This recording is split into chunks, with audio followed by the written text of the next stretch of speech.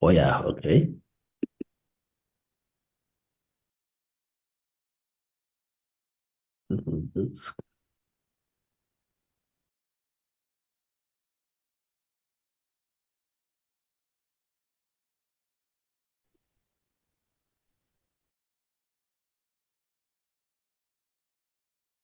I'm trying to check the volume. But is it better now? It's much better, but still not audible enough. Can the doc help me there with the volume? Yes, Chair, I Soldier? can say, you're actually coming through clearly on my side. It sounds more like you were just a bit under the weather. Oh, But the volume itself is it's okay. Now completely, it's okay. completely fine, my son. Yes. All right. Now I'll try to raise my voice. Are we ready, Hlupeka? Yes, Chairperson. So far, you are 3 members in the platform. Okay. There's an apology for Honorable Mama Rekhan. She's attending the WIPS meeting, and also she's gonna immediately after that meeting go to attend the finance meeting. So she won't be with us. Oh, actually, you are 4 now. It's yourself, it's Honorable Khai, Honorable Moshodi, Honorable Boshoff. So we can proceed. From the ministry.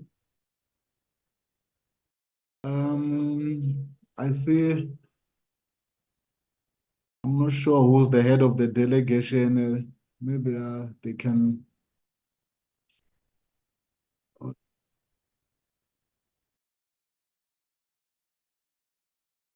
Okay. There is something that happened here. I'm reviewing my Zoom now. Oh, yeah. Good morning, colleagues, honorable members, our guest. Let me take this opportunity to formally open this meeting, the meeting of the Select Committee on Transport, Public Service and Administration. Recording in progress. And planning and evaluation.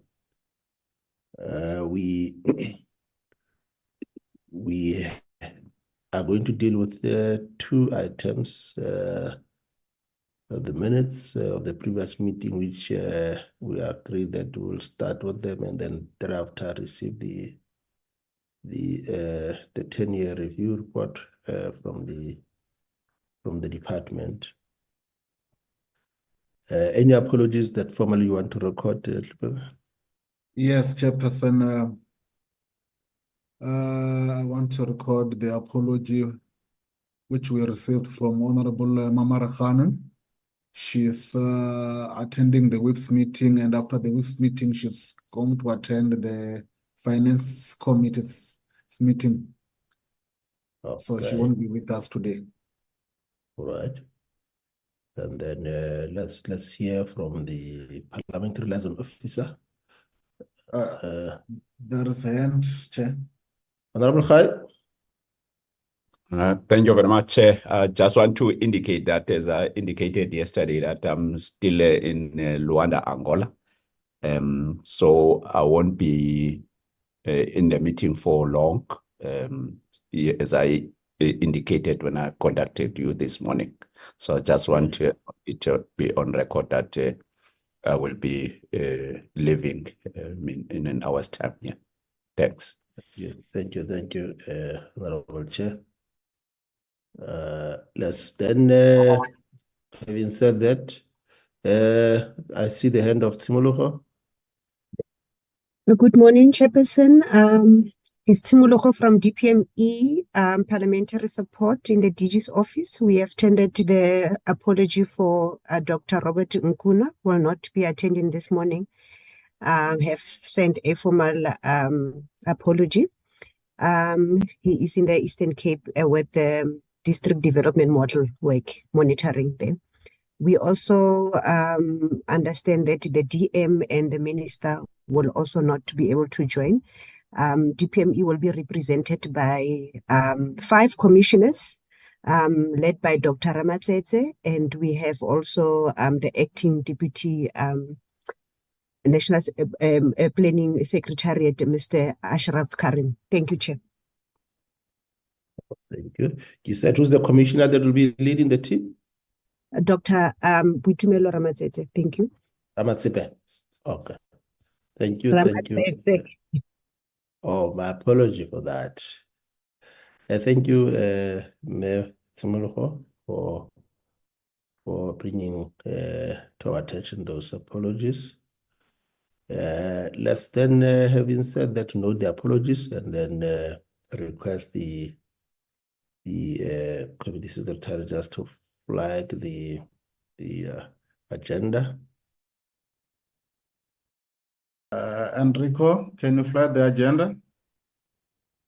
Okay, Slupix.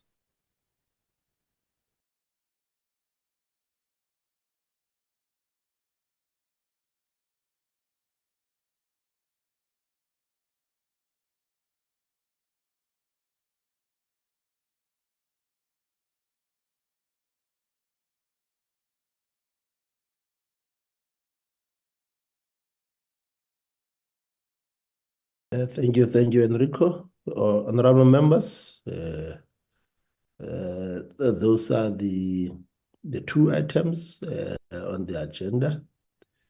We'll try to manage them because at 12 we have the Committee of Chairs meetings.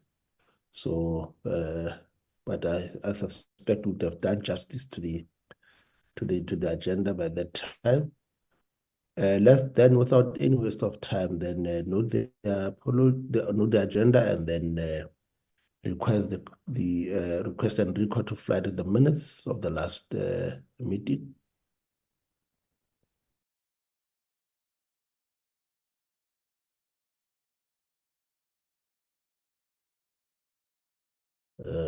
Members, those are the minutes of the 28th of February 2024, where we received a presentation from Praza, and the attendees are as reflected before us.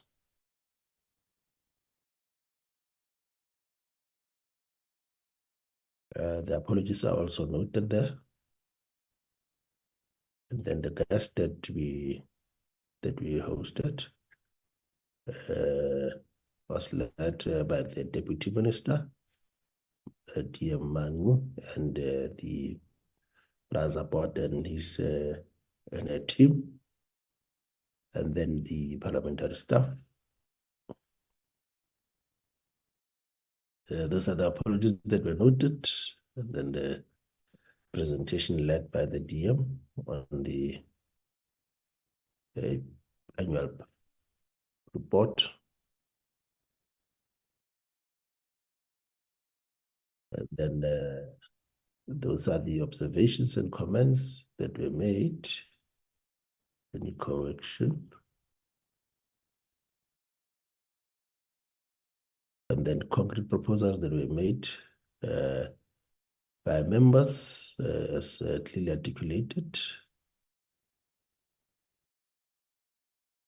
And the breakdown of employment opportunities. And those are the minutes that were adopted. Before the minutes, we dealt with the program. Yeah. We noted the 3 bills that were referred to us to, but then reflected on the pressure of time. But we then also noted the bills also that were referred to us. Any correction that members might have identified that needs to be corrected, amended? or any omission that we might have left? Chairperson, Yes, Honorable good Tafeni, morning. welcome. Good morning, members, and good morning, Chairperson. In my initial, supposed to correct there, I'm not L, I'm N, Miss N. N. Yes, N, not L. Oh yeah, thanks for that correction, Okay. Honorable Tafeni. Thank you, Committee thank you. Secretary, make sure that you correctly Noted, identify Chair. honorable member. With that correction, then can we get a mover for the adoption of the minutes? It's a true reflection of what transpired on the 28th of February. Honorable Khalid? Thank you, Chair. I would like to move for the adoption of the minutes. Thank you so much. Thank you, Honorable Khalid, for moving the minutes to be adopted. Can we then get a seconder to that? Seconder. Chairperson, Hello, Tafeni? maybe my hand is not. Okay, I can't thank you, see. Chairperson. I'm Thank you, seconded the move of the minutes, adopted the minutes. Thank you for Thank you. seconding. Thank you, Honorable Tafeni. So therefore the minutes are duly adopted. And then can we then move to the next item on the agenda?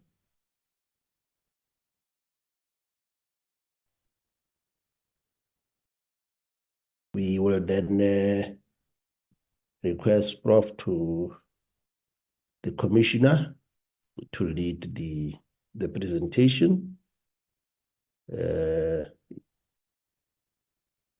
Then the team that will be presenting, I think they will be introduced by the Commissioner.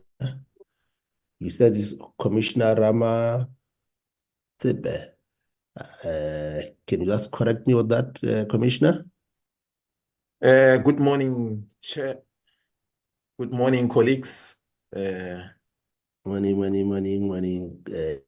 Commissioner Ramatete. My humble and sincere apology. I know that we are very jealous about our surnames and the pronouncement thereof. Over to you. Okay. No, thank you, Chair. Thank you for inviting us to this committee. We are humbled by the invitation. So I'm not here alone, Chair. I'm with my fellow commissioners. So I'm with Commissioner Dr. Tshepo Fela. I'm also with Commissioner Sue Bannister. I'm also with Commissioner Hope Makidimisha, as well as there is Commissioner Puli Molokwani, who is going to join us a little bit in a while. So as commissioners in total, there's 27 of us. So each of us responsible for various areas of the National Development Plan. So we are supported by the team from the Secretariat, NPC Secretariat, which is currently led by Mr. Ashraf Karim, who is in the meeting today as well. So without wasting any further time, Chair, I'll go straight to my presentation.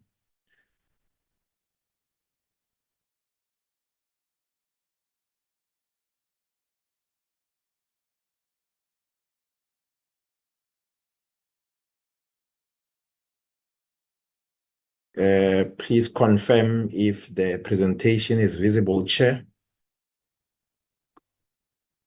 It is visible, Commissioner Ramatete. We can continue. Thank you very much for this invitation. I'm here going to share with you the findings of the National Development Plan 10-year review that we have conducted for the period 2012 to 2022. And we've also published it together with a call to action.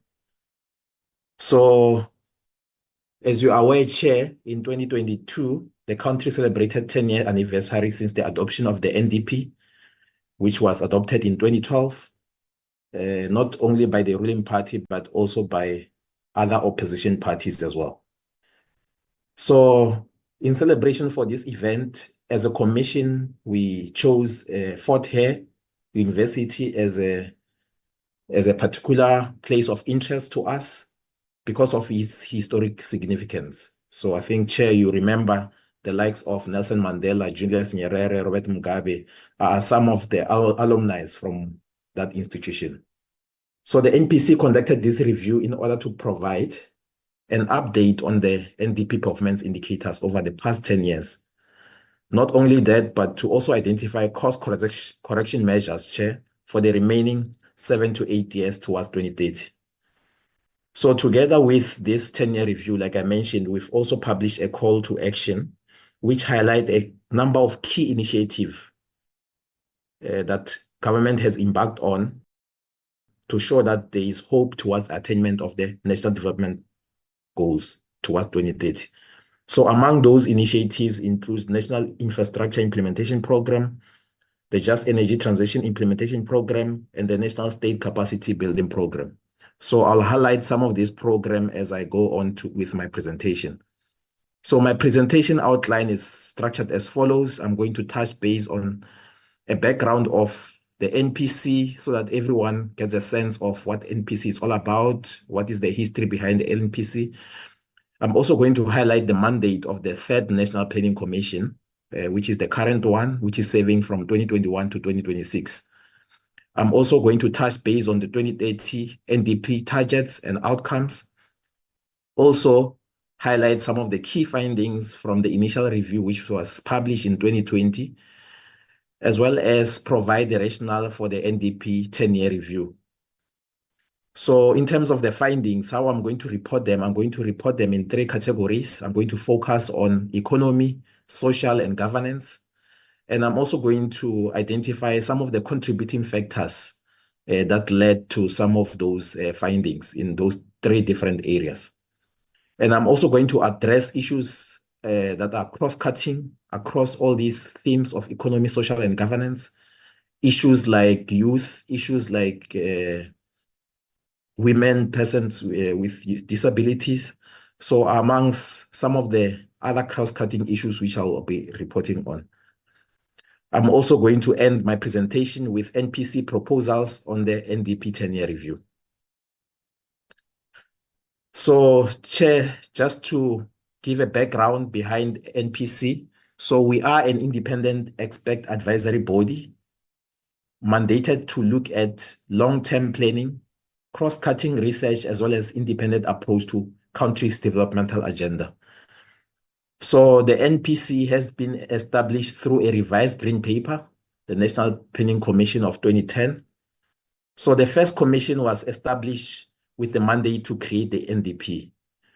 So if you remember, Chair, that commission was led by Trevor Manuel, who was the minister in the presidency then. The deputy at that time, it was His Excellency Cyril Ramaphosa. So in 2015, the second NPC was formed with a mandate to provide guidance and the support for the measurement as well as the implementation of the National Development Plan.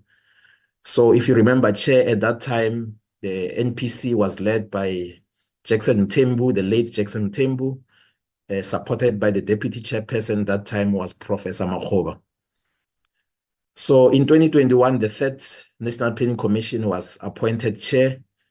At that time, we were led by Honorable Mondli Ngungubele, who was the minister in the presidency then. We are currently led by Minister Maropeni Ramakgopa, who is currently the minister in the presidency, also responsible for the Department of Planning, Monitoring and Evaluation. She is supported by the deputy chairperson, Professor Tenyoko Maluleka, who unfortunately couldn't make it for this session. So just some key highlights through the NPC journey. So as I've mentioned, the first NPC was appointed by President Jacob Zuma in 2010. So in 2011, the first NPC conducted a study where they came up with a diagnostic report, which was published, and that diagnostic report highlighted the number of challenges that NPC needed to address at that particular time. That diagnostic report led to the draft of the National Development Plan, which was then released and then handed over in 2012 to Cabinet to adopt the plan, as well as it was also adopted and supported by a number of political parties. In 2014, there was a launch of the midterm strategic framework. So a midterm strategic framework, it's a 5-year implementation framework, as well as an integrated monitoring framework, which definitely promotes alignment, coordination, and integration of all developmental planning instruments. So that the idea behind the MTSF was to assist in ensuring that we implement the NDP in 5-year intervals. In 2015, President Zuma appointed the second commission. So the second commission conducted a number of research studies. And in those research studies, they came up with various proposals. One of the key studies that was conducted is a position paper on energy, as well as a position paper on township and rural economy, and also a position paper on the contribution of state-owned enterprises to Vision 2030. And most of these studies or research, they are in our databases. You can also find them in our website of the National Planning Commission. So in 2019, an NDP monitoring second term of the midterm strategic framework was launched, which focused on the period between 2019 and 2024. So also in 2020, there was NDP review, which was conducted, which also highlighted a number of key challenges that needed to be addressed by that commission at that time. So in 2021, President Ramaphosa appointed the third National Planning Commission, which is the current one, which has also been given a mandate to look into ensuring that we address some of the challenges that are highlighted in the National Development Plan. So in doing so, the third National Planning Commission currently busy with implementation tracker tool, which is currently in development, which is able to assist us to track some of the indicators that are indicated in the National Development Plan, so that we can measure how far we have gone in achieving those indicators as opposed to the targets that have been set. In addition, we've also written this report of the 10-year review, which is a kind of a way of reviewing how far we have went since the National Development Plan has been adopted. So just to highlight what our mandate, our first mandate given to us was to lead the development and the periodic review of the long-term National Strategic Plan for approval by the Cabinet. Mandate number 2 is to support strong leadership that will be required to mobilize society to promote the acceleration in the implementation of the National Development Plan. So with this, Chair, our communication task team has embarked on a number of initiatives to mobilize society around the National Development Plan. I think we have seen a number of campaigns that we have embarked on in both televisions and in some of the airports. So we have embarked on a number of these campaigns to ensure that we mobilize youth, business, NGOs, labor, civil society around the National Development Plan. Our third mandate was to assist in forging conversation among key stakeholders, as well as leading effective and impactful social compact on a number of key issues facing the country. So on this, Chair, a number of stakeholder engagements have been held. A number of key stakeholders have been engaged. So for instance, as a commission, we have grouped ourselves into work streams. One of our work streams, we call it the economy work stream. We've engaged with the IDC, the World Bank, the Liquor Boards, the DBSA, as well as the Presidential Climate Commission.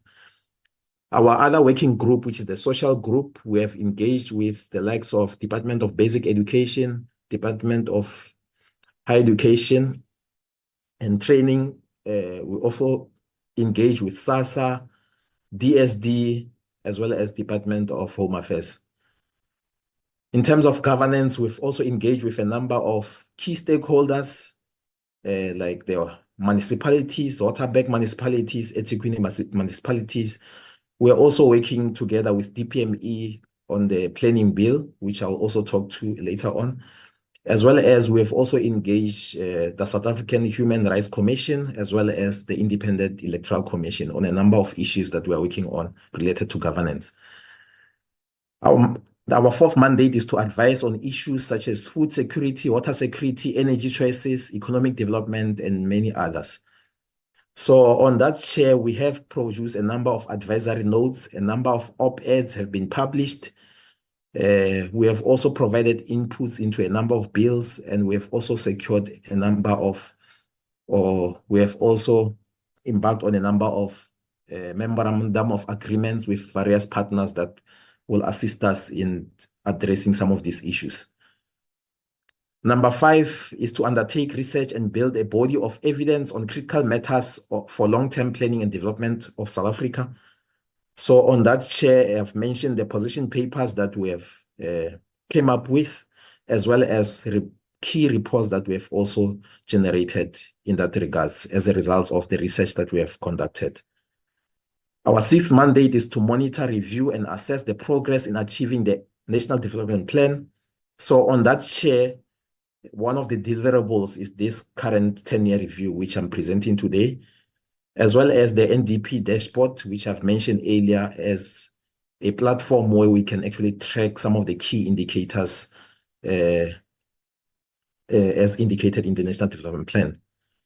So on a yearly basis, we also publish a report on NDP indicators and targets, which gives us a sense of where we are in terms of achieving our targets. Our 7th mandate is to provide a body of evidence-based advice on futuristic national planning and foresight scenario planning to implement the plan towards 2030 better. So on that chair, we have embarked on a number of workshops. One of the workshops that we had last year was scenario planning and futures thinking. And we are in the process of developing fully fledged scenarios, as well as strategic roadmaps that will assist us in terms of addressing issues of unemployment. So our last and 8th mandate is to contribute to the development of international partnerships and networks on national planning. We are collaborating with a number of international organizations. Just to mention a few, we are collaborating with United Nations on the agriculture and food. We've also collaborated with the World Health Organization, especially on the national health insurance. So these are some of the 2030 NDP targets. So the NDP envisaged by 2030 that there will be quality healthcare for all. It envisaged a social protection, an economy that will create more jobs, transition to a low carbon economy, an inclusive and integrated rural economy, building safer communities, reforming the public service, reversing the special effects of apartheid, as well as improving the quality of education and training. So with regards to quality healthcare for all, Chair, the NDP envisages that we can do that if we increase the life expectancy from 0 to 70 years, especially if we focus on the equal standards of healthcare for all, as well as we reduce the prevalence of non-communicable diseases. In terms of social protection, the NDP envisages that no one should live below the poverty line. We should address the issue of hunger and malnutrition, and also provide support to the unemployed. In terms of an economy that will create jobs, the NDP has highlighted that the unemployment rate should fall from 24% in 2012 to 6% in 2030. So which means that 11 million jobs need to be created. In terms of transition to a low carbon economy, so in addressing that, there should be a decline trajectory for greenhouse gas emissions, as well as we should be looking at issues of capacitating our energy supply in terms of ensuring that we integrate 20,000 megawatts of renewable energy. In terms of inclusive and integrated rural economy, the NDP has highlighted that the agricultural sector and the agro-processing sector has a potential to create both direct and indirect jobs.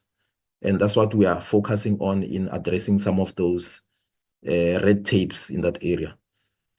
In terms of building safer communities, the NDP envisaged that by 2030, people should live in this country feeling safe and should have no fear of crime, especially women and children.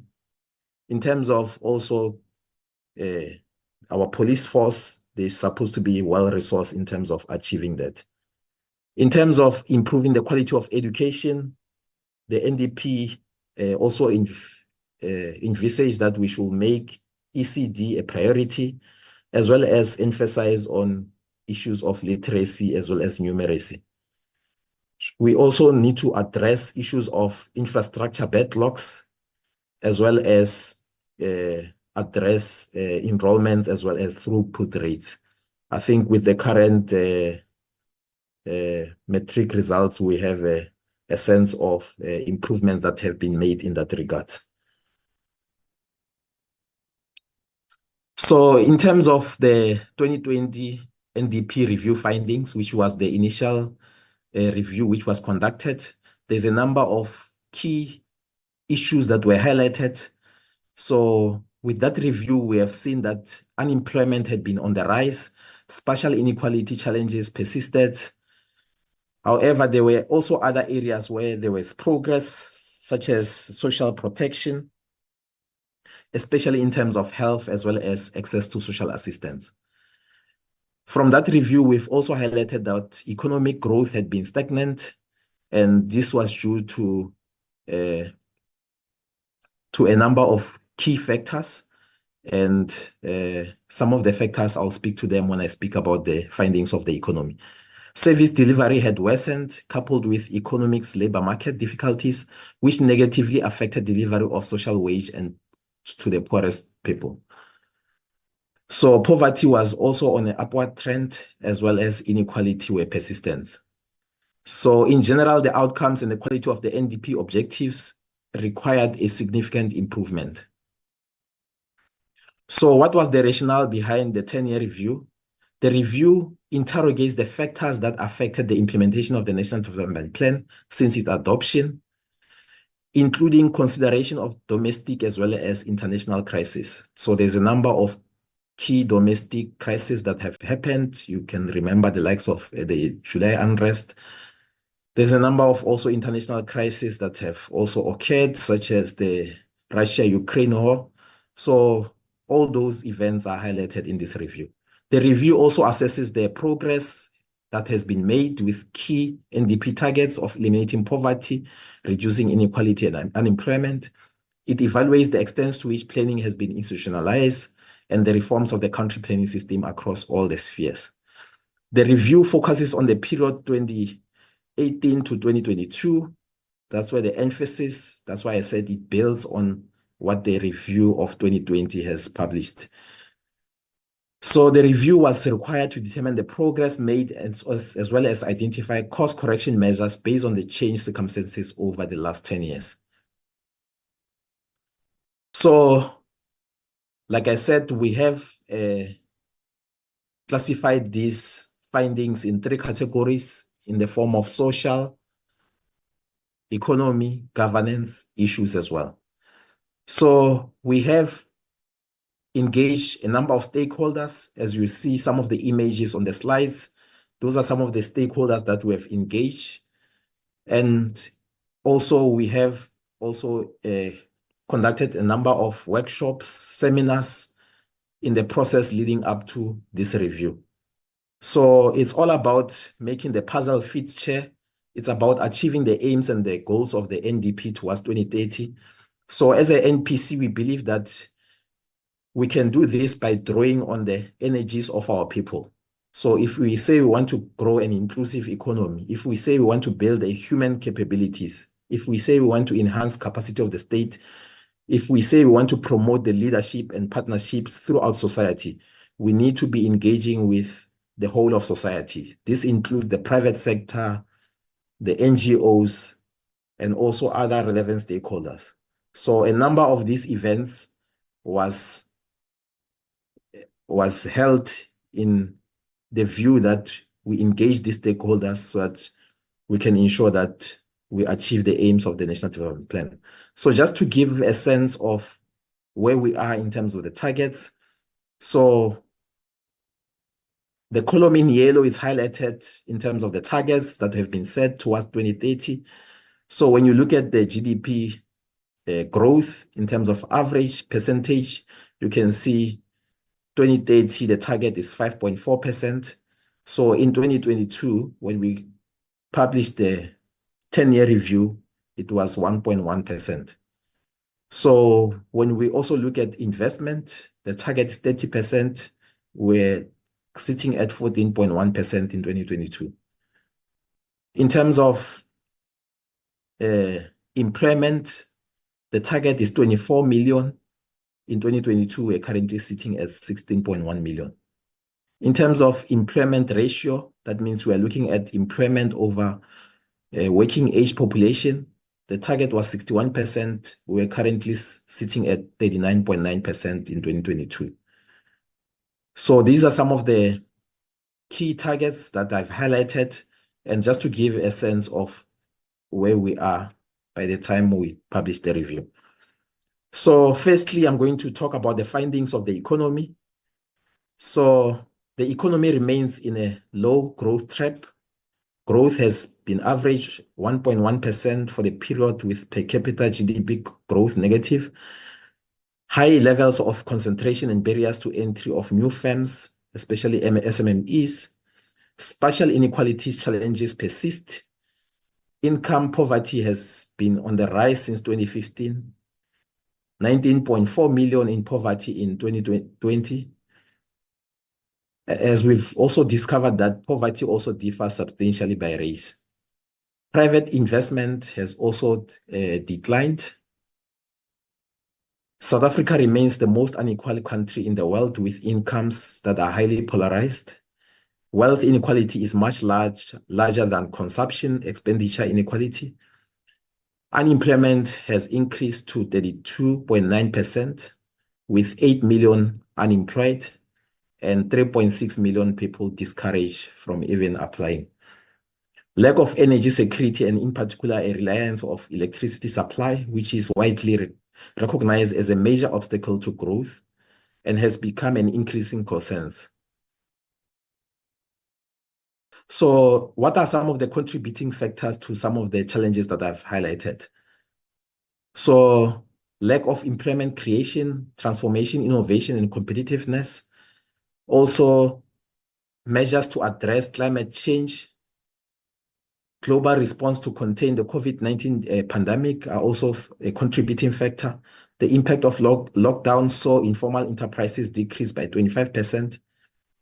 SMME development challenges, lack of finance, access to markets, provision of basic infrastructure such as water, sanitation, electricity, and also regulatory and administrative inefficiencies such as the red tapes.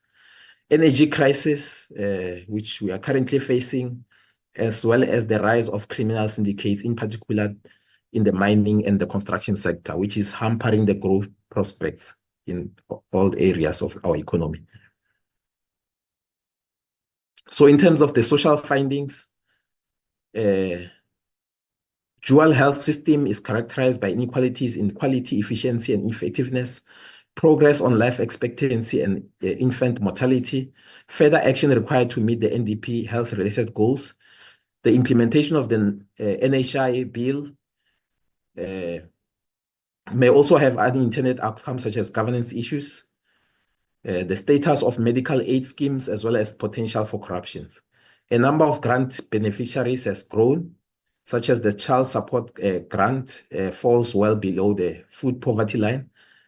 The schooling has improved, especially the bachelor passes surpasses the NDP targets.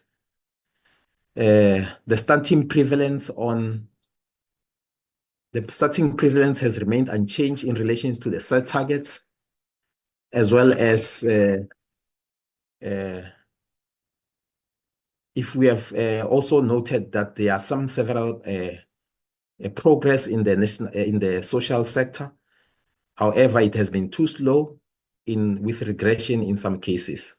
So I've highlighted some of these progress that we have made around the social grants and so on.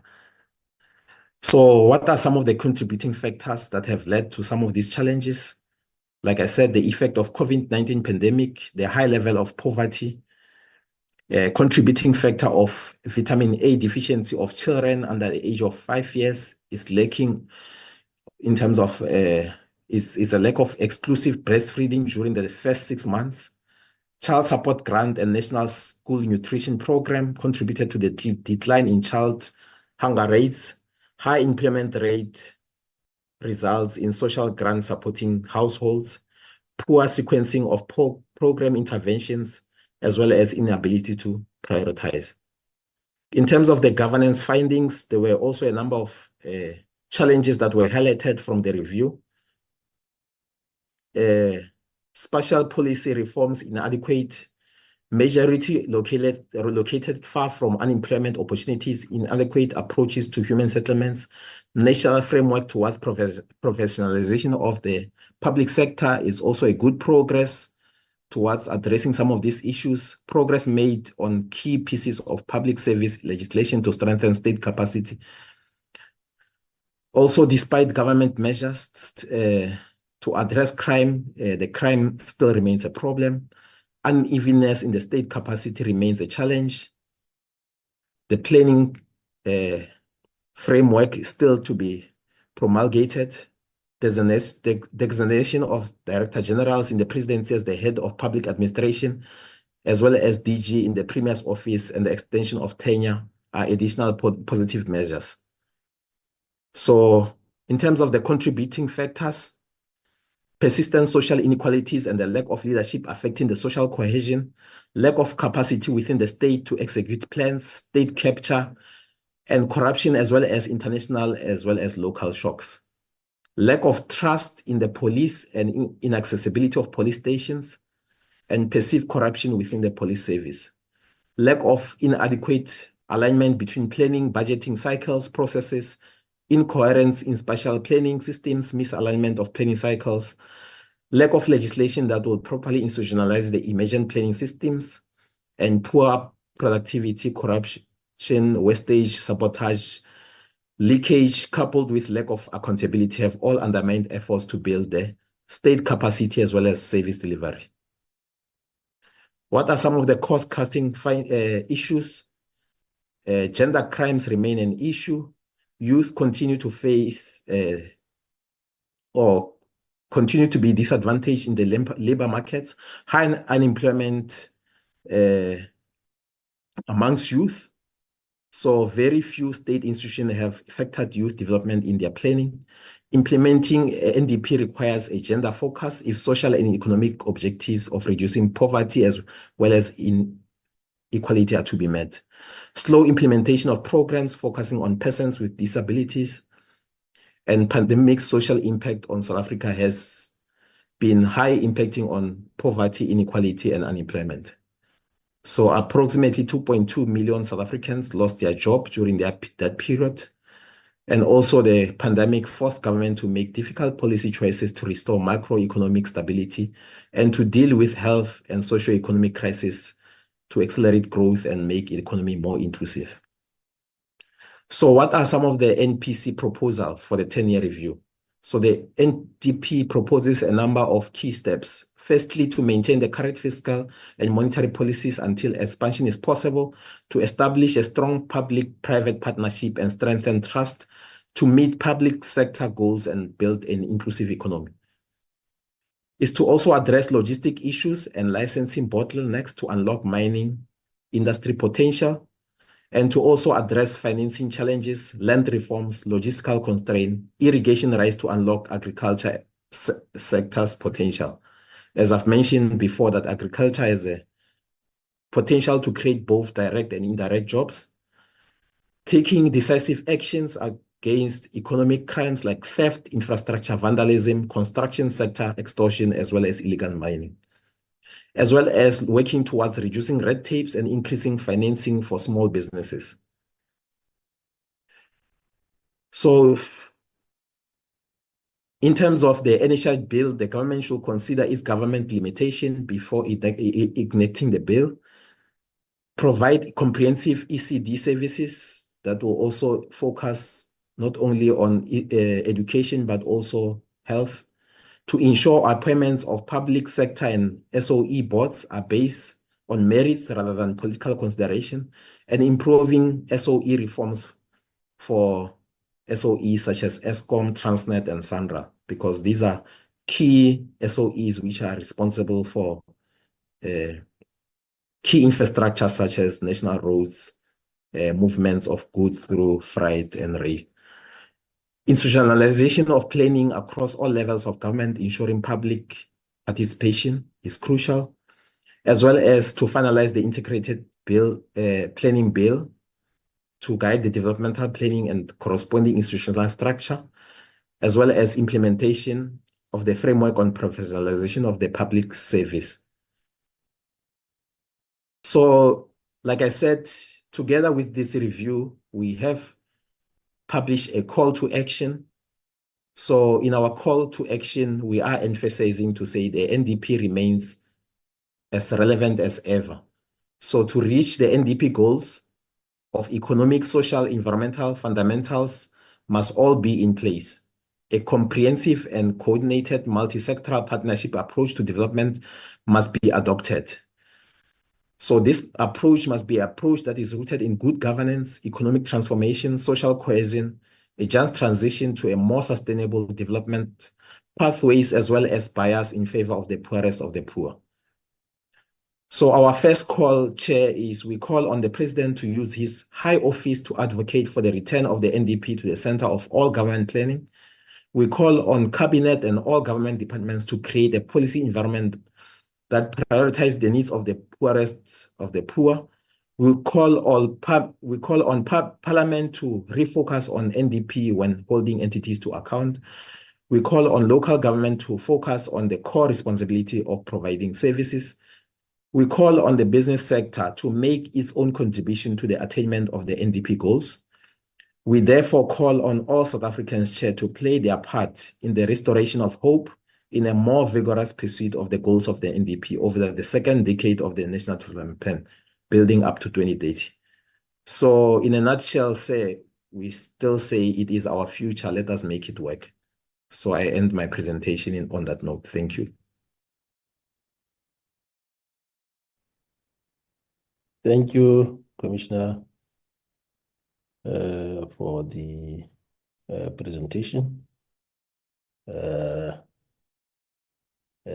will then open the floor to members of this lead committee for engagement. I've noted Honorable Team and then Honorable Khai.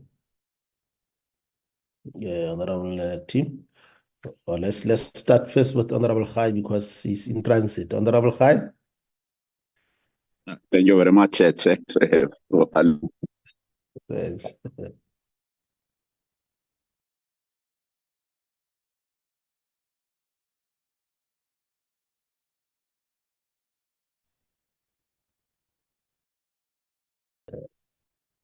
Honorable Khai, we can't hear you. Maybe? Yes, we can hear you now. No, Yes. thanks very much, Honorable Chair, and thanks to the Commissioner for the presentation.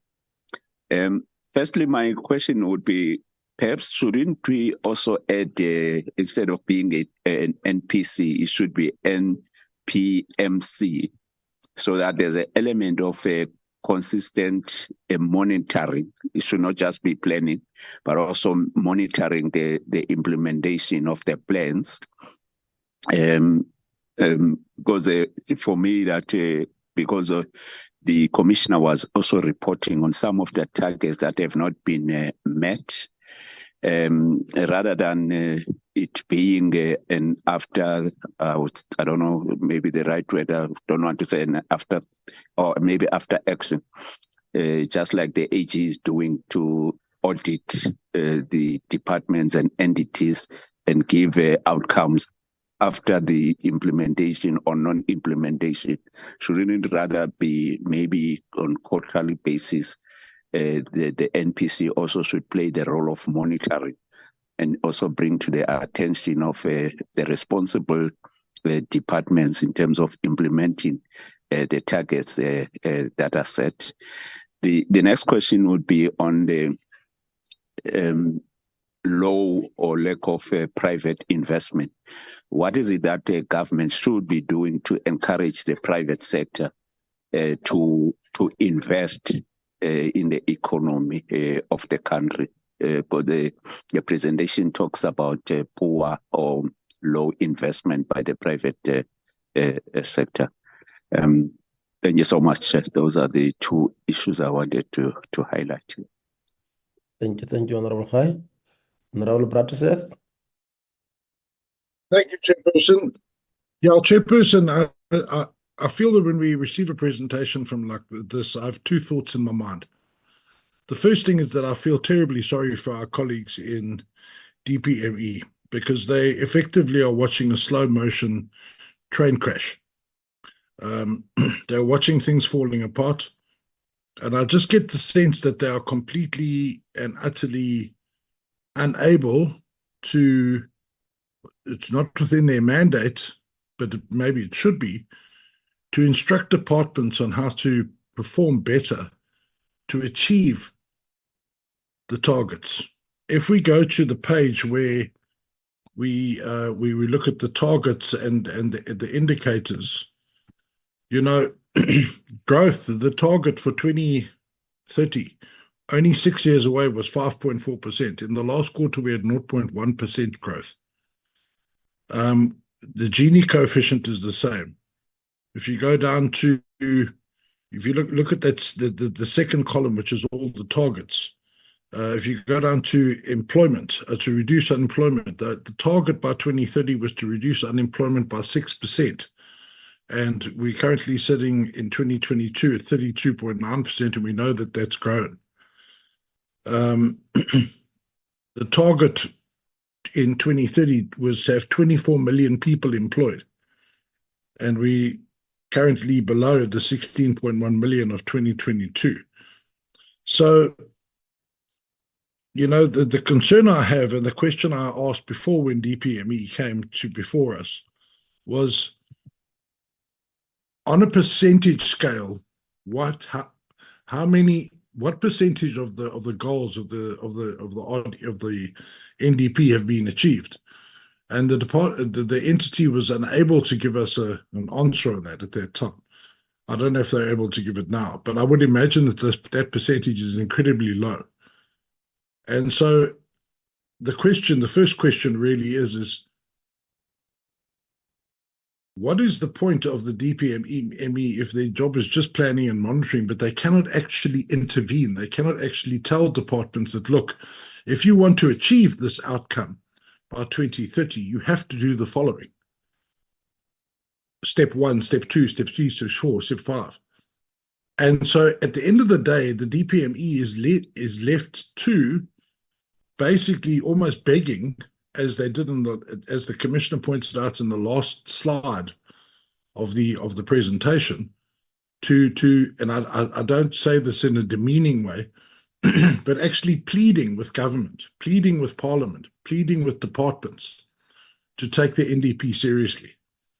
But other than pleading, they have no actual powers to actually intervene and say, look, this needs to be done if you want to achieve economic growth, if you want to achieve low unemployment rates, if you want to increase the amount of people employed, if you want to reduce the Gini coefficient.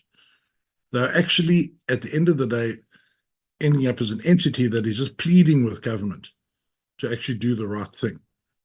So I don't know if there's any comment from the Commissioner on that, but it's just certainly a statement I'd like to make. And I feel for our colleagues in that department, because I feel that they're just watching a slow motion car crash and there's nothing really they can actually do about it. The second question I wanted to ask was, is, you know, if you're trying to unbundle any problem, sometimes it helps to break it down into its constituent parts in order to establish which parts are not working and which parts are. And so my question to the Commissioner is, do their studies look at just the country as a whole, or do they look at province by province, which then feed into the whole? It would be very interesting to see comparisons between the various provinces in the country on the indicators that are presented in the NDP target. And so the question is are those stats available? Does the Commissioner's workforce, do they actually analyze province by province how these indicators are going, or do they just look at the country as a whole and lump it all into one basket? Because I do suspect, Chair, that there are certain provinces that are doing better on some of these metrics than other provinces. Thank you. Thank you, Tim, for those questions. Honorable Mashuri. Thank you very much, Honorable Chairperson. Good morning, everybody. Chair, let me also welcome the presentation from the Commissioner. Chair, I've got one or two questions that I want to ask Commissioner. On the issue of the stakeholders campaign, the Commissioner said that they met the stakeholders like municipality, independent commission, and other stakeholders. My question is that, Commissioner, do you satisfied about the participation of these stakeholders thus far? That is my first question, Honorable Chairperson. The second one, Chairperson, is on the issue of unemployment, 11 million jobs due to be created, if I'm correct, or listen very careful when Commissioner was presenting. So I just want to check, do you have a strategy plan put in place to make sure that you perform this task? Thank you very much, Honorable Chairperson. That is the only question that I have. Thank you. Thank you, Honorable Shori, for those two questions. Then from my side, Commissioner,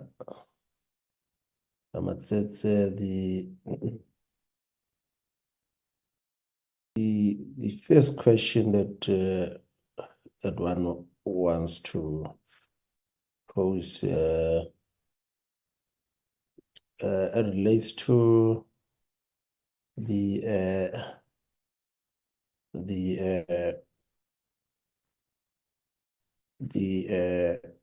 aspect that emerges from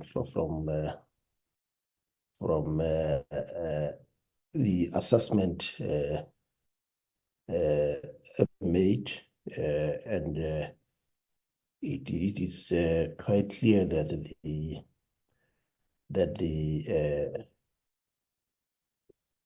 the assessment also pinpoints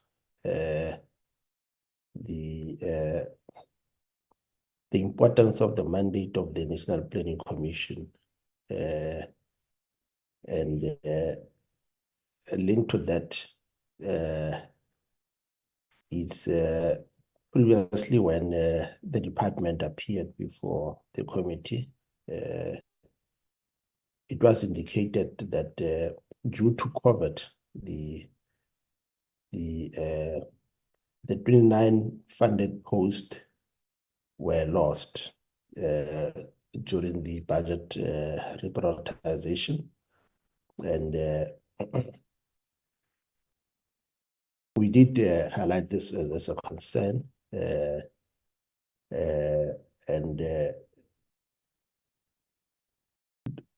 the question would be as to whether has the department been able to recoup the loss of this budget to any of those 29 posts, because it will be important, particularly in terms of beefing up capacity. The second one relates to the the point raised on the economy, particularly in relation to the infrastructure investment, your assessment indicates that both freight and commuter rail has been in decline over a number of years. And the reason for the decline is the unavailability of trains, and this has forced commuters to use alternative transport. The question that one would like to pose is, does the department express itself on whether the strategic targets set by departments in their APPs and 5-year strategic plans, are they committed enough to ensure that it talks to these issues, particularly because one of the issues that we noted during the APP of the department was this target that was set of 10% of transfer of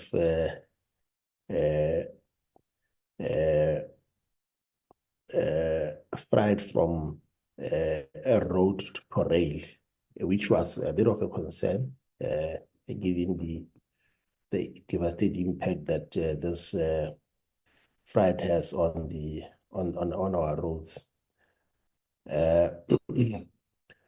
But also then the next one relates to the fact that an estimate has been made that between 50 and 70 kilometers of overhead copper cables are stolen from the railway network weekly, which to a larger degree has an impact in terms of the cargo that we are able to export, and thereby also having an impact in terms of the revenue that we generate. So it will be important to check as to whether in your interaction with the department, do you look also at the indicators that the department put in place to monitor the impact of the ban imposed on the export of copper? Because I believe that this is an area that has now led to devastating impact. I see in some of the mines, Section 189 is also under proceeding, particularly if you look at Anglo-American mines, whether it's Colombia, whether it is Kumba. And obviously this has an impact arising from the constraints in terms of our freight and logistic, but also an area that I suspect I might need clarity on the assertions that you made, that before enacting the National Health Insurance Bill, governments should consider its governance limitations. I know that the bill has been passed by the National Council of Province, and it is on the table of the president to assent. But now you say that before it is enacted, it has to consider the government limitations. But more than that, also you are saying that the NHI may have unintended consequences on governance. It will be interesting just to get a sense in terms of what does that entail, because we expect the president to sign the bill that is on his table. Let's then give back to you, Commissioner Ramatsetse, to respond to the questions posed by members. Thank you very much, Honorable Chair, for this opportunity, and thank you, members, for raising their questions. So maybe let me start with a few questions that I can answer, and then I'll also bring in my colleagues to also support. So I think the first statement that has been made to say this should be maybe an NPC, MPC with an emphasis on monitoring. So indeed, I do agree with that, but currently there has been a number of comments around whether NPC is responsible for implementation. So we have corrected that notion to say it's called the National Planning Commission. So that means responsible for long-term planning.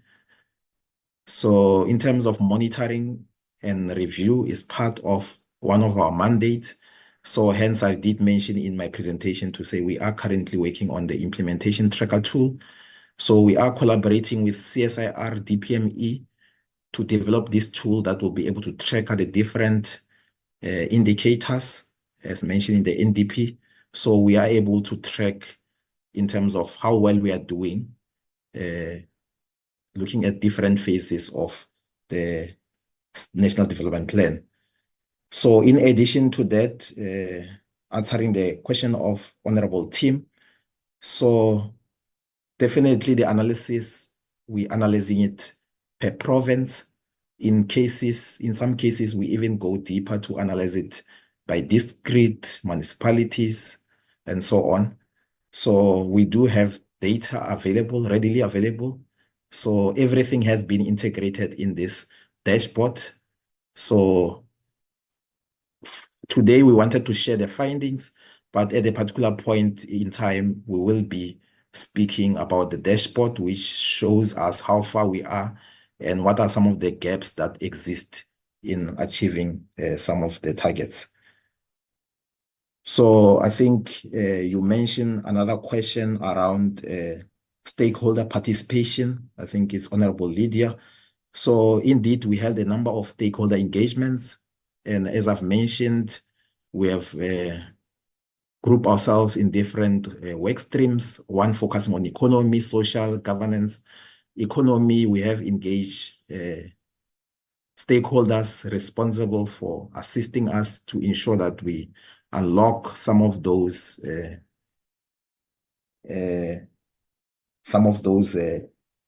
factors that are preventing us from. I did mention that we've also engaged DBSA, we've also engaged IDC in terms of social, we've also engaged other partners that are responsible for some of the indicators, more especially focusing on education. We've engaged DBSA, DBE, we've also engaged Department of Higher Education and Training, and also a number of stakeholders in terms of informing the work we do. So we did get a full participation from our stakeholders. However, this is still an ongoing task. We are still engaging a number of other stakeholders in informing some of the advisories that will be published in the near future. So we are also embarking on the number of other initiatives in terms of assisting us to plan better. I did indicate the scenario planning as well as the future thinking approach that we are adopting in assisting us to develop various scenarios that are possible towards 2030, and in doing so, come up with interventions that will assist us in ensuring that we are on track. I did mention the issue of us trying to work towards reducing the red tapes, especially to unlock the growth of SMMEs. So that's one of the task team in the economy focusing on that, as well as I've also indicated the potential of the agriculture as a potential to create those number of jobs that we have indicated. So the NDP has highlighted those number of jobs that must be created, but as an NPC, we believe that the potential of the agriculture and the agro-processing has not been fully explored. So hence, the focus is also on that to ensure that we fully harness. So I think I'll give over to maybe one of my colleagues, maybe Tshepo to highlight some of the issues around the economy, and then followed by maybe Puli Molokwane, who's going to also touch on other issues related to governance. Okay, thanks, Commissioner. Good morning, colleagues.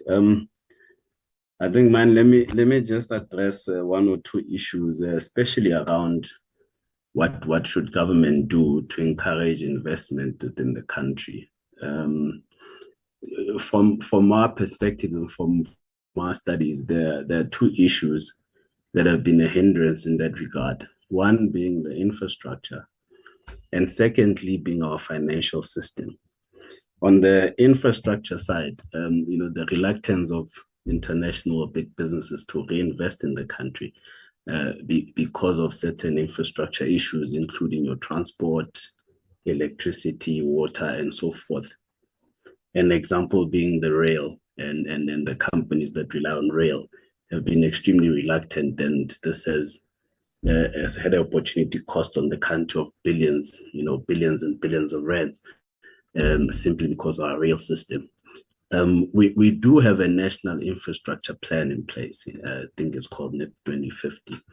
And in there, it speaks of certain elements and certain infrastructure projects that the government should undertake, to bring the country to par.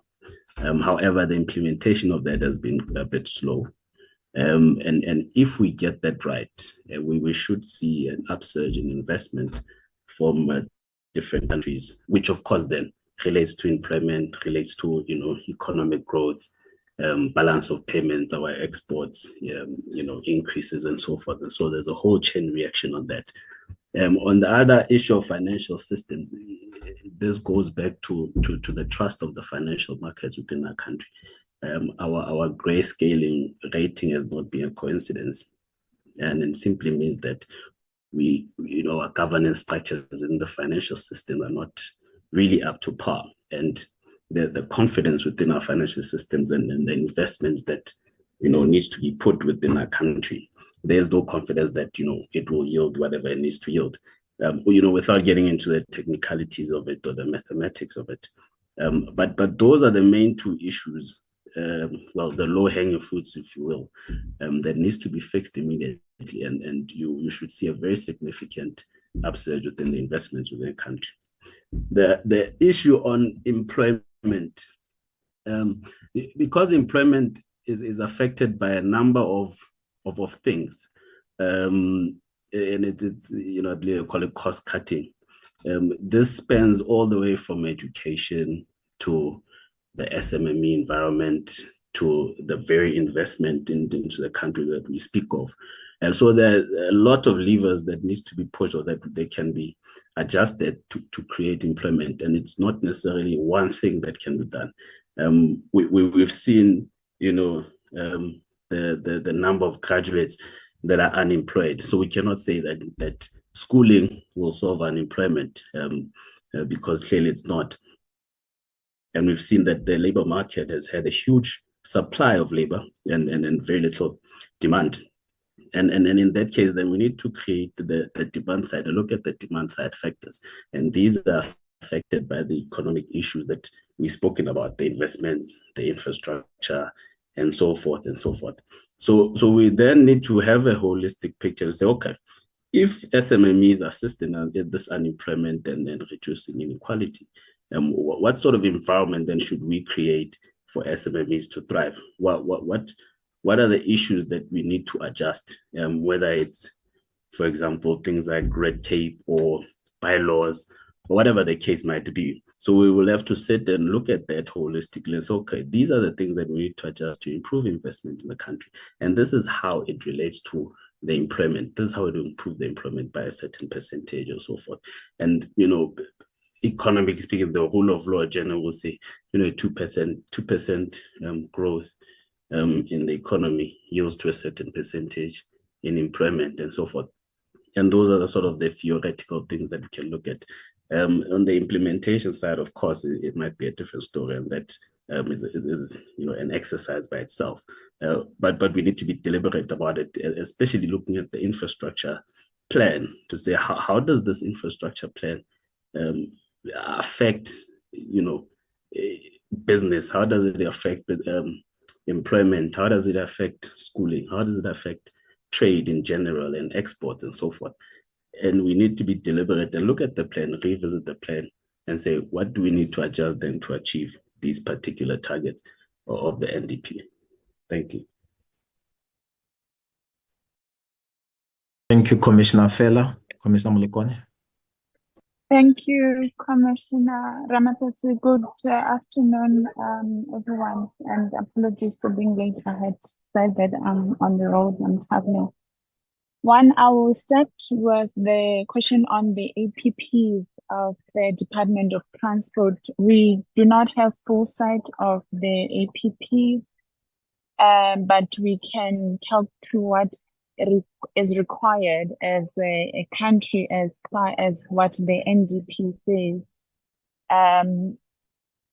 Even if the APPs are aligned with what the NDP says, the fact of the matter is that what is on the ground is not what the country needs. We all know that our people continue, especially the poorer ones, to spend the bulk of their income commuting to work because they are far from work.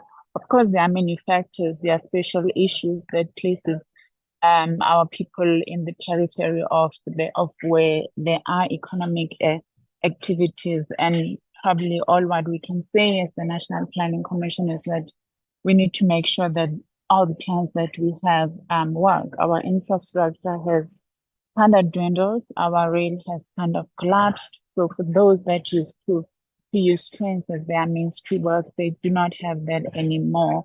It has become a bit unsafe to even use trains, let alone the fact that we've got roads that even are called deadly roads, which is not a term we should be having as a nation.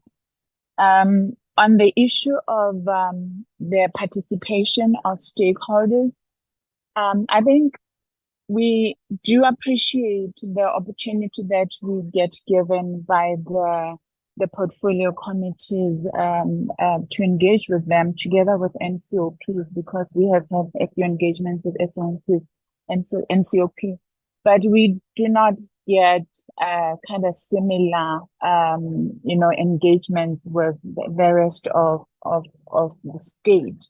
And maybe this is an opportunity for us, together the NPC and the different portfolio committees, to start finding a way where we can work together.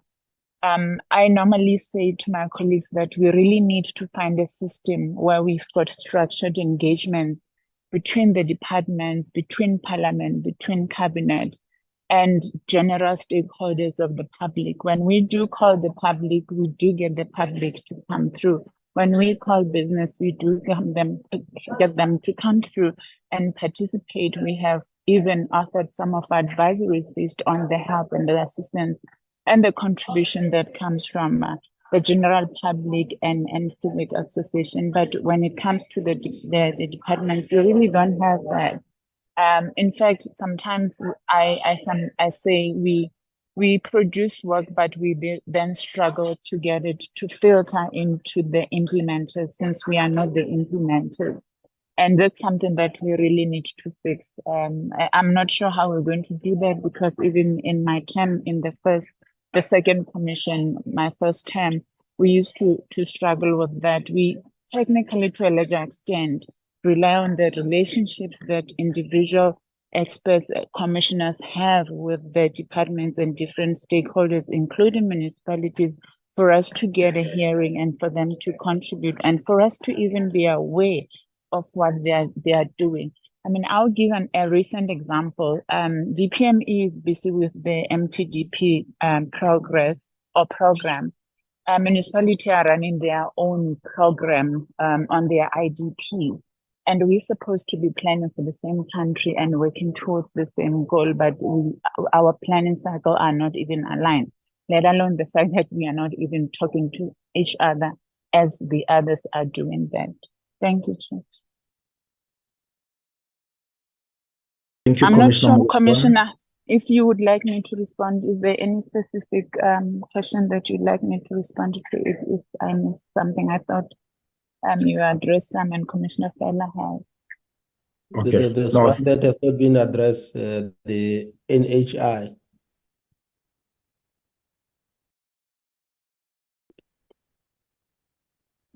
Chair, can I ask what was asked about the NHI before I just respond on what the commission says about the NHI?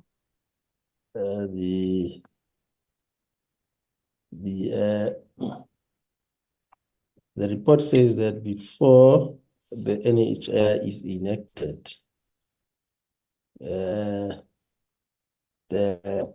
has to be some consideration given to the limitations, to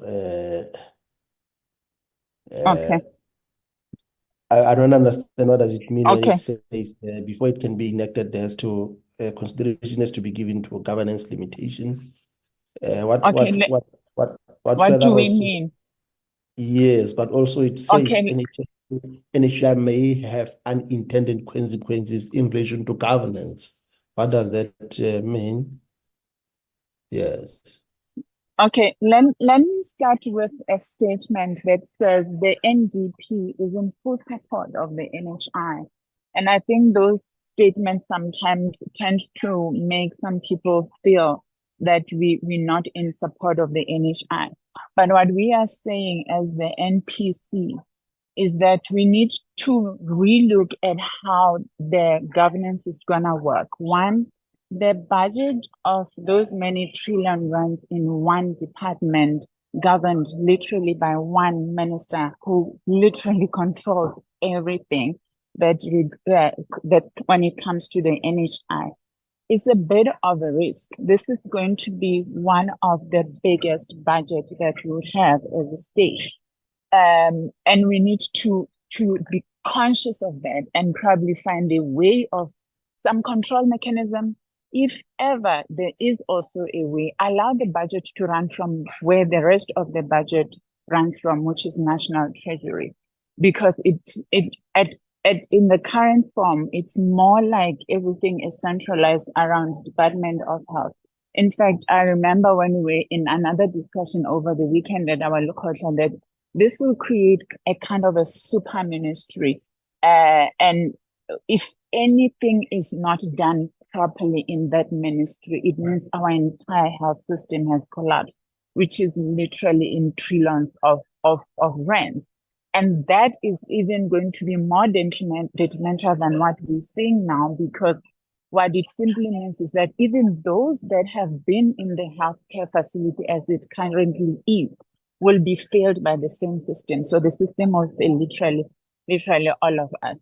And those are the governance issues that we are referring to.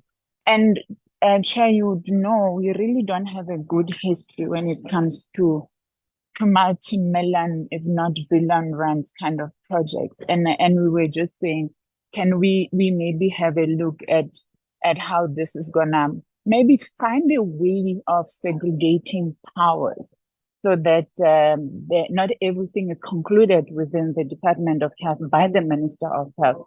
The appointment of the board, the appointment of the CEO, the appointment of all bodies that are in the health fraternity and runs the NHI fund still within the department is not centralized under one ministry. And that's basically what we are saying. And to a certain extent, if at all it's possible to face it in and present opportunities, because the one boom approach of everybody and every cent or every money and contribution going into the NHI may not necessarily be ideal. We also, in our discussions, have referred to systems that are in Canada, in the US, and other countries that have got a functioning NHI system that, in fact, even the UK, none of them has been able to, with accuracy, cost the NHI system. So we are just looking at another huge monster here that we need to find a way to make it easy so that we do not create another Medupi and Kusile where we end up having done more damage than good when the intentions are all good. Thank you, Chair. Thank you, Commissioner. Now get a sense where is the commission coming from. Any last word, Commissioner Ramatsetse? Before Okay, I give over to members to check us whether they do not have any follow-up. Okay, I have another Commissioner, Sue Bannister. Bannister, I don't know if you have few comments to raise. Okay, yeah. I've noted you, Honorable Khai. I'll give you. Let's allow the last commissioner to respond. Then I'll give you an opportunity to do follow-ups. Thank you. Okay, I'm happy also, thank you, Anna, to go after the other questions in case there are issues that I could respond to there. It's up to you, Chair. Okay, thank you very much, Chair. I think we can, at this juncture, get the next round of questions and then we can have concluding remarks at the end. Okay. Thank you. Honorable Khai. No, thank you very much, Chair. I appreciate the responses to our questions. Just on this issue of the lack of or poor coordination between the spheres of government, I just want to find out whether the NPC, does it engage various spheres of government? Because the doctor was referring, I think Dr. Mlukwan was referring to the fact that they will be planning at a national level, but then at a local government, something else is taking place.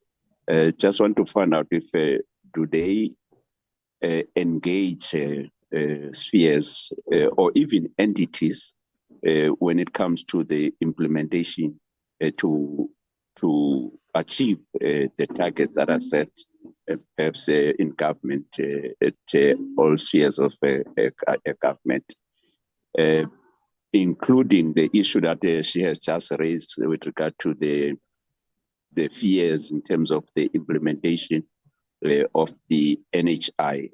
Have they engaged the Department of Health and raised those concerns, Chair? Thank you so much. Thank you, Honorable Khai. Honorable Dango.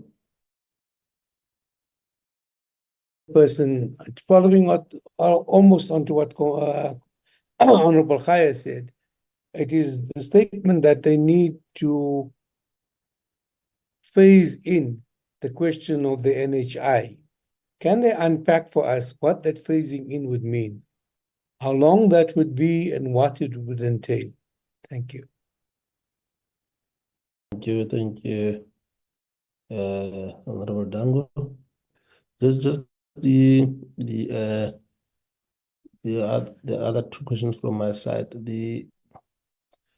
In relation to governance, a reference was made to the draft National Development Planning Framework Bill, which aims to institutionalize planning in the country. It will be important just to get a sense in terms of what will be what is the key challenge that this bill is trying to introduce, but also the constraints within the logistics. The Parliament has just passed the Economic Regulations of Transport Bill, which was sent to the president, and among the key issues that the bill addresses is the introduction of the third-party access to the rail infrastructure. So the question is as to whether the commission, but I've had a side of this, given the emphasis that transport and logistics is also raised as a constraint in terms of our economic growth. And The last one relates to the assertion by the NPC that the implementation of the national framework towards the professionalization of the state has to be expedited. When the two bills passed by from I think the Public Service Administration Bill and the Public Service Management Bill, which has been sent to the National Council of Province after it was passed by the National Assembly. The question that one is posing to the Commission is in relation to the indicators that the DPME could identify in relation to coordination between departments. This is important because the Auditor General, in assessing the annual reports of the Department of Public Service Administration, the National School of Government, and also the Public Service Commission, on the implementation of the national framework, they identified that it lacks, there is a lack of clear lines of accountability between these three departments. It will be important just to get a sense in terms of,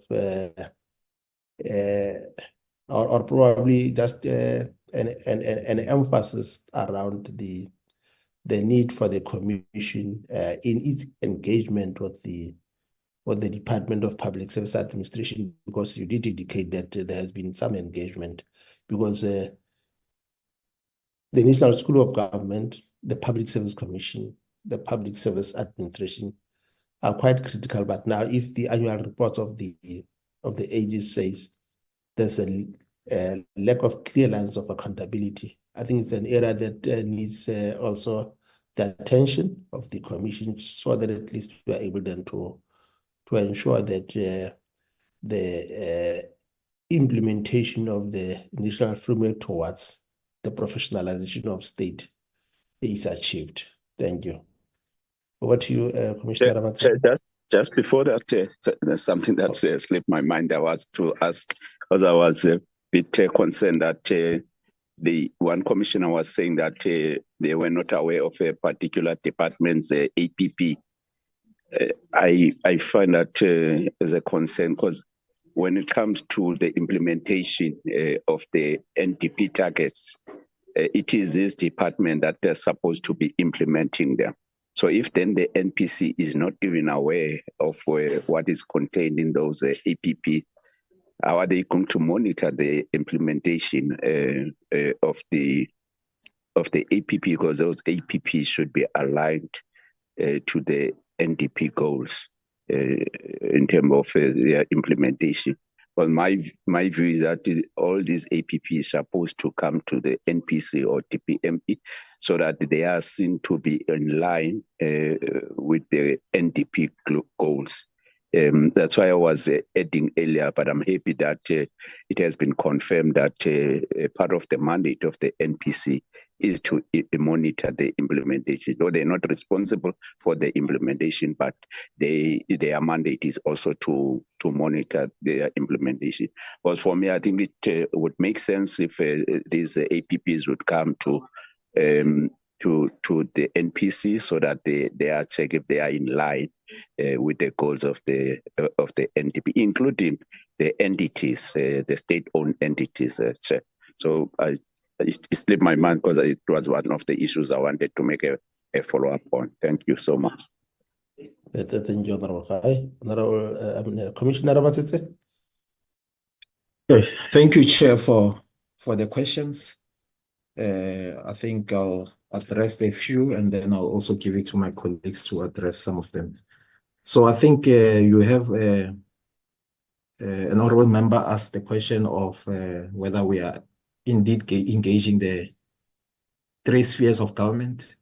So definitely, we are engaging the three spheres of government. I did indicate one of our mandate. Also, one of our strong emphasis is around, our convening power, to be able to convene various stakeholders. That will definitely be instrumental in ensuring that make informed decisions around where the country's direction is to go in terms of achieving the NDP targets. So in terms of the National Development Plan, when it was launched in 2012, if you remember, it was followed by the provincial development plans, which were launched the following year. So we are currently engaging with a number of provincial legislature. We have firstly engaged Eastern Cape in terms of the 10-year review that they are conducting for their provincial development plan. So we will be also engaging other provinces to also identify some kind of similarities in the reports that we are going to get from the different entities. So with that, I've also indicated that we have engaged a number of municipalities, Waterberg being one of those, as well as eThekwini, on also a number of projects that we are doing at that particular level. I think with all these engagements is to ensure that there is a more coordinated and a coherent approach to how these elements fit towards the National Development Plan. So I think we have also asked the question around the NHI bill. I think I'll give it to Commissioner Molokwane just to follow up on that. Thanks. Chair, through you. Thank you very much, Commissioner Ramatha.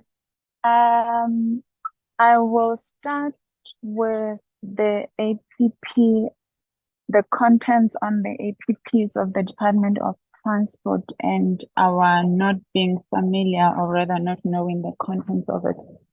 The monitoring role is done by DPME. I'm sure DPME can talk to the details, what is contained in there.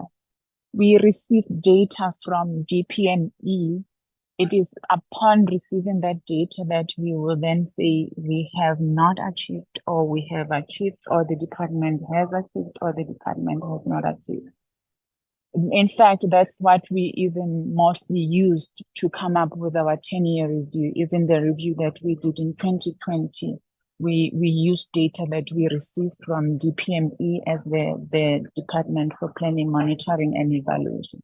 So they are the ones that will go through item by item as to what's contained in the different APPs of the different departments. And probably we can do better and work better and organize better going forward in making sure that we also can have full sight of that without necessarily stepping into the role of DPME. I will also respond to the issue of the NHI. In terms of engaging the DOH, we have engaged the department, we have engaged the Portfolio Committee on Health. We have done so, have had a lot of stakeholder engagements, and had a written submission even to the Portfolio Committee of Health before the NHI was sent to Cabinet. Unfortunately, most of what we raised did not probably see through the final document or bill that was approved by Cabinet. Maybe there are reasons for that, and we did even raise that issue with the President when we met the President, that these are our concerns, this is what we raised with the Portfolio Committee, but somehow they were not taken into consideration. But at least maybe what would be appreciated from the National Planning Commission is knowing what the thinking was, and maybe why those that were tasked with finalizing the bill did not think that what we raised really needed attention even before the bill was approved by Cabinet. But I guess it's another discussion for another day. then Commissioner Ramatete has talked to the collaboration. The NHI facing in, the NHI that we are looking at, or the bill that we're looking at currently, does not give citizens an option. So technically you can't opt out of an NHI, or you can't even have kind of a dual cover. It literally says we should all be part of the one system, which has got no problem if everything is working and if things work similarly. We don't have the details of even the phasing out.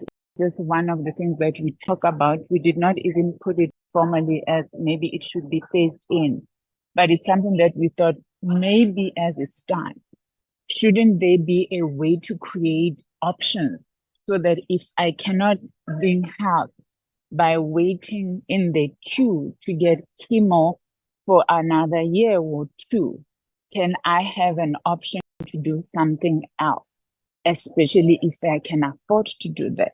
Because what the NHS says is we will all fit into the same system. If I'm diagnosed with cancer today and I need to start chemo in 2 months, I'll have to wait my 10.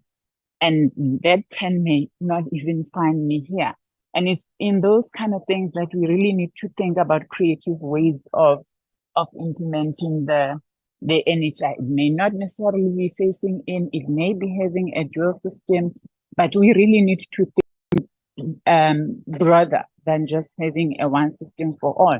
Eventually, we will arrive at a one system for all, but maybe we need to build this big house, brick by brick, if not probably room by room, and we can, back in my village, we say you can extend, you can make it bigger at some point once we are fine and we have addressed the issues that we are raising and highlighting as the commission.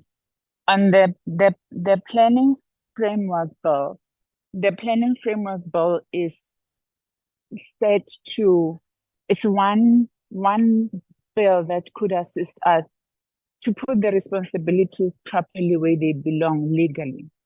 As it stands, the National Planning Commission exists not as part of any law. The roles are not defined by any part of law. And our working between DPME also is not defined by any kind of law. Our workings with the departments and municipalities are not defined by any law. By this framework, generally, we're trying to say, let's just have an approach where we can synchronize, we can collaborate better. Let's all plan at the same time, plan for the same thing, and let everybody knows their role, who is responsible for what. I made an example of the process of the MTDP and the process of the IDP, which are not aligned. We somehow find each other talking, and then the municipalities or our local government is done, and national is still on it, or vice versa. So those are the kind of matters that we really need to try to address. The professionalization of public service framework has been approved, and we are excited as the commission that has been approved. What we remain to do and follow up as the NPC, and we will make sure we do that, is the implementation thereof. And all we are saying is that we need all of society, all of government, all of South Africa to make sure that the professionalization of public service bill is really, framework is implemented, and let it not sit and we not reap the fruit for it. I'm sure we all know what it's meant to achieve. It's meant to just say, put meritocracy ahead of anything, have the separations of power so that the technocrats can do their work, and let those that are tasked with the executive mandate focus on that. And therefore, there be no stepping on toes, or what I would loosely call as interference. And the Public Service Amendment Bill seeks to enhance that as well.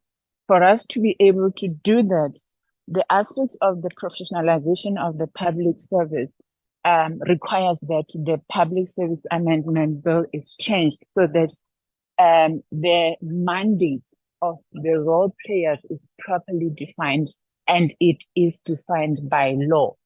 If we go only with the professionalization and not change the Public Service Amendment Bill, we may just find these bills kind of talking against each other or past each other. Chair, I think I have responded to most of the questions raised by members. Thank you. Thank you. Yes, Commissioner Ramatetse. Okay, I'd like to allow I see that Sue Bannister. Commissioner Bannister has hand up too. Thank you so much. Thank you so much, Chair. I just thought I would come in. I think Dr. Molokwali has answered many of the questions, but I thought I would come in because my area of work is around local government and spatial inequality, and transport is obviously there for a hugely important part of that. And I think the issue that was spoken earlier about by yourself, Chair, and by Honourable Khai, around the need for coordination and cooperation between the spheres of government is so important around transport. Because the issue is that as Department of Transport can develop incredible infrastructure and amazing facilities, but if you don't get the cooperation of all spheres of government around that, it's just not going to work. And I mean, the Durban port is one example. So not to say that the goings on in the port are ideal at the moment, but the issue is that access to the port is a city function. And then you've got the transport, the provincial department also who comes in. So it's that cooperation and alignment that is so important. And that was, I think, the issue that Dr. Molokwani referred to around the importance of the planning bill, which tried to ensure that coordination to some extent. The DDM has been another initiative to try and get that coordination between the spheres of government. But there again, we've seen a great lack of participation by many of the national departments, as well as the provincial departments, and even in some cases, local entities have not participated.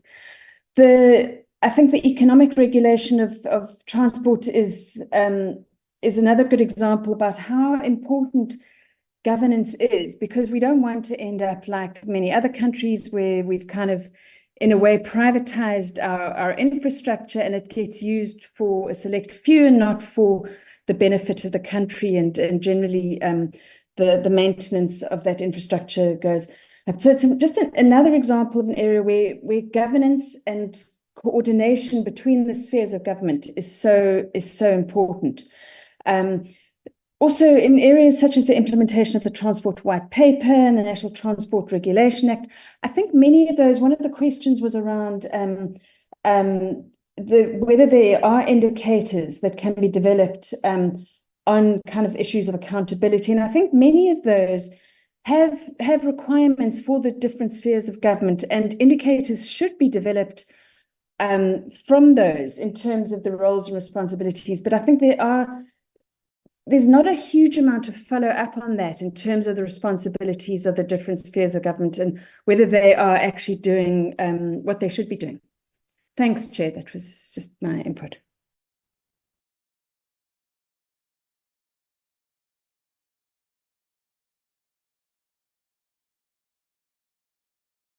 Commissioner Ramatetse? Okay, no, thank you, Chair. I think from my side, essentially, what we are saying in a nutshell as an NPC is we are saying we want to bring back an NDP to the center of all government planning actions as well as policy interventions. We want to say with the whole of society approach that Dr. Molokwani was referring to say we need all stakeholders on board, we need local government, we need provincial government, we need national government, we need private sector, we need NGOs. With all of the society approach, we believe that all these things are possible, all these initiatives and solutions that we are proposing, they are very much possible. So with collaborations, a multi-sectoral approach, we believe that we can achieve the goals that we have set together as a country. Thank you. Thank you, Commissioner Ramatsitse. Any word from the DPME? I see we had a number of colleagues. We had Advocate Timani, we had who's the DDG for Public Service Monitoring Capacity, and Thomas Goes. Any word from this team before we close?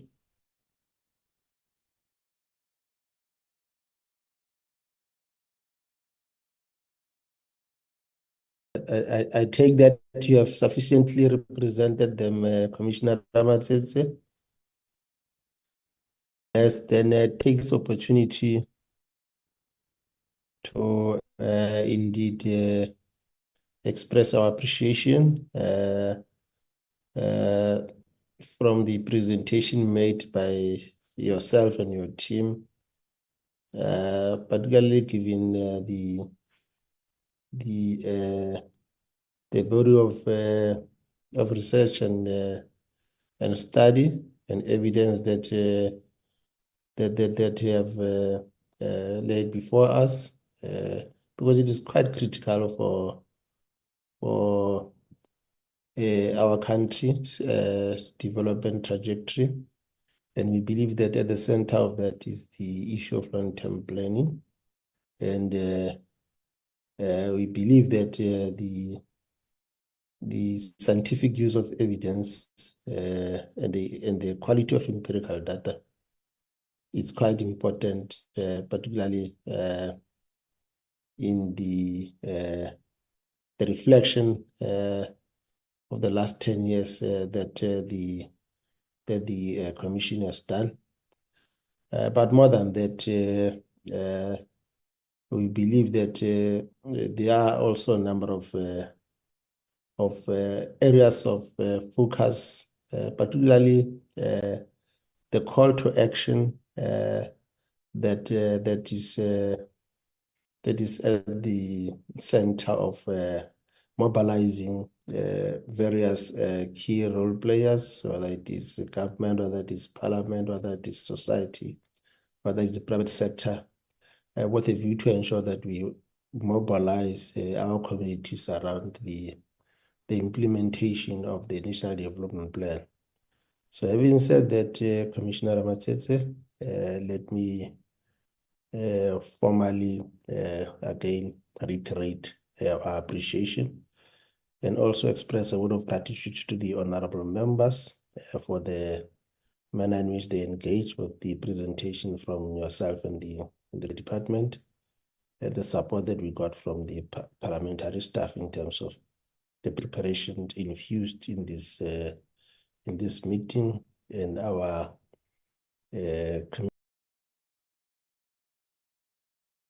communication team, the PMG, and also our public. Have a wonderful afternoon. Therefore, this meeting is adjourned. Thank you very much. Thank you very Thank you, much. Chair. Bye. Bye. Thank you. Thanks, Bye, colleague. everyone. Bye. Bye. Bye-bye.